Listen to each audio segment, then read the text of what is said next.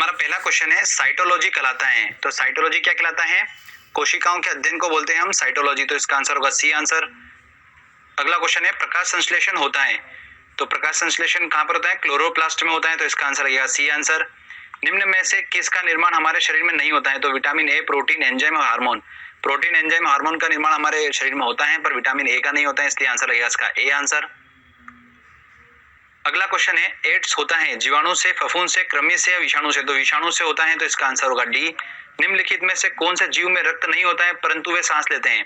ऐसे कौन से होते हैं जीव? हाइड्रा होते हैं। इसका आंसर क्या? A answer.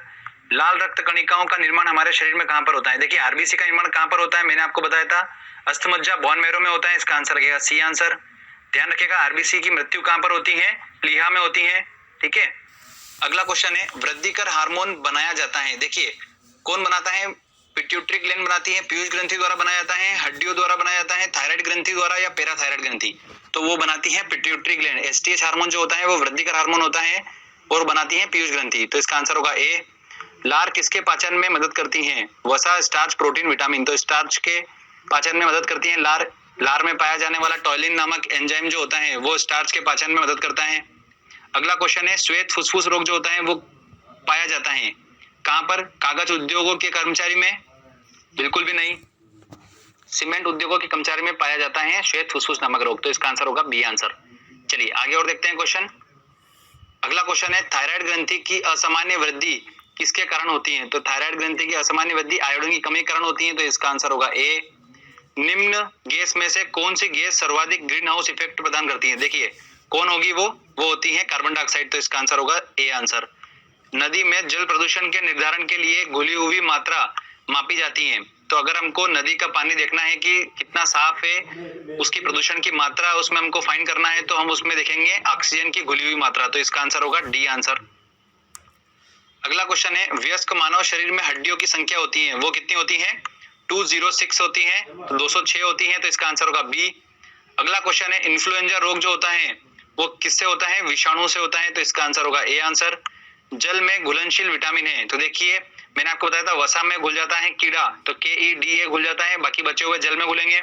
तो कौन बच रहा है? सी बच रहा है। तो इसका आंसर होगा बी आंसर। चलिए आगे और देखते हैं क्वेश्चन। अगला क्वेश्चन है निम्न में से कौन वायुमंडल के ओजोन परत की मोटाई नापने की इकाई है? तो वो क्या है फ्रेंड्स? डाप्सन है। इसका आंसर होगा बी। मैक्सिमम क्वेश्चन जो है वो हमने सारे लेक्चर्स में कवर कर रखे हैं। अगर आपने लेक्चर अगर अच्छे से नहीं देखे होंगे तो आप क्वेश्चंस नहीं बना पाएंगे, इसलिए जरूरी है दोस्तों कि आप चैनल के सारे वीडियो देखो अच्छे से, तो आप आराम से ये पूरा टेस्ट जो 100 क्वेश्चन का ये आप बिल्कुल सॉल्व करोगे। ठीक है। अगला देखते हैं क्वेश्चन। निम्न में से कौन टमाटर के लाल रंग के लिए उत्तरदायी होता है? तो वो होता है, इसमें पाया जाने वाला पिगमेंट कौन सा होता है? लाइकोपीन। इस वजह से इसका रंग जो होता है वो लाल होता है। एक इंपॉर्टेंट पॉइंट ध्यान रखिएगा, ऐसे फल जिनका रंग लाल और ऑरेंज होता है उनमें उपस्थित पिगमेंट कौन सा होता है? कैरोटीन होता है। इस वजह से उनका रंग जो होता है वो लाल और ऑरेंज होता है। अगर किसी फल का रंग जो होता है वो पीला है तो उसमें जेंथोल पिगमेंट उपस्थित होता है, इस वजह से उसका रंग जो होता है वो पीला होता है। तो ये कुछ इंपॉर्टेंट पॉइंट है, नोट डाउन कर लीजिएगा। अगला क्वेश्चन है इंसुलिन में निम्न में से कौन सी धातु उपस्थित होती है? तो इंसुलिन में उपस्थित होती है जस्ता। तो इसका आंसर होगा सी आंसर। चलिए आगे देखते हैं क्वेश्चन। अगला क्वेश्चन है निम्न में से कौन सा विश्व का सबसे बड़ा पुष्प है? तो सबसे बड़ा पुष्प कौन सा है? रेफ्लेसिया है। तो इसका आंसर होगा सी आंसर। अरक्तता रोग किसकी कमी कारण होता है? देखिए अरक्तता रोग मैंने आपको बताया था कि आरबीसी की कमी कारण होता है और आरबीसी में हीमोग्लोबिन होता है। तो इसका आंसर होगा ए आंसर। अगर आपके आसपास भी बहुत ज्यादा वाईफाई है और आप किसी भी वाईफाई का पासवर्ड निकालना चाहते हो तो जस्ट एक क्लिक का काम है। यहाँ पे आप चेक कर लें कि जिस भी हीमोग्लोबिन होता है। तो इसका आंसर होगा ए आंसर। ठीक है। नवजात शिशु में कितनी हड्डियां होती हैं? देखिए नवजात शिशु में होती हैं 300 हड्डियां। तो इसका आंसर होगा डी आंसर। और वयस्क में कितनी होती है? 206 होती है। अगला क्वेश्चन है पृथ्वी पर विशालतम जीवित पक्षी कौन सा है? तो वो है शुतुरमुर्ग। तो इसका आंसर होगा बी। मानव रक्त का पीएच होता है कितना होता है? 7.4 होता है। तो इसका आंसर क्या? B answer. विटामिन सी का रासायनिक नाम क्या है? देखिए अगर आपने वीडियो देखा होगा विटामिन वाला मेरा, तो उसमें मैंने आपको ट्रिक बताई थी रथ पर एक टॉफी। ठीक है। तो रथ पर तो साइलेंट हो गया था और एक, तो ए से हमारा बना एस्कॉर्बिक अम्ल।